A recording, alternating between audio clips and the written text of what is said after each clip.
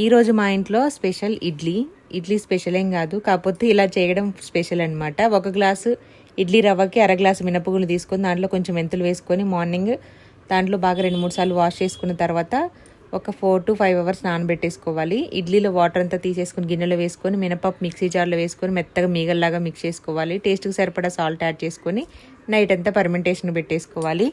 ఇలా బాగా పర్మెంటేషన్ అయిన పిండిని ఒకసారి మిక్స్ చేసుకోవాలి. ఎక్కువ కలపకూడదు, ఎయిర్ గ్యాప్స్ అంతా పోయేంత వరకు, అప్పుడు గట్టిగా వస్తాయి ఇడ్లీలు. వెనకట్లో అమ్మమ్మలు నాయనమ్మలు ఫాలో అయిందైతే ఆవిరి కుడుములు వేసినట్టుగా వేసాను. గిన్నెలు తక్కువ పడ్డ ఇడ్లీలు మెత్తగా దూదుల్లాగా వెన్నపూసలాగా కరిగిపోయిందనమాట. ఈసారి ఒకసారి ట్రై చేయండి మీకు టైం ఉంటే. ఇంకా దాంట్లో చేసినట్టు పల్లీలు, పచ్చిమిర్చి, జీలకర్ర, వెల్లుల్లిపాయలు వేసుకొని మొత్తం అంతా వేయించేసి పోపు అయితే వేసేసుకున్నాను మిక్సీ పట్టేసి. టేస్ట్ మాత్రం చాలా అదిరిపోయింది. చట్నీ కూడాను తీసుకోవడం కూడా ఈజీ, ఎక్కువగా మనకి పని ఉండదన్నమాట. నాకైతే బాగా అనిపించింది. ఒక 4 to 5 కావాలనుకుంటే ఒకదాని బట్టి ఒకటే వేసుకొని హాట్ బాక్స్లో పెట్టేసుకోవడమే. ఇంకా నెయ్యి వేసిన ఇడ్లీతోటి పల్లీ చట్నీతోటి అయితే సర్వ్ చేశాను. సూపర్గా ఉంది టేస్ట్ మాత్రం. మీరు కూడా ట్రై చేయండి.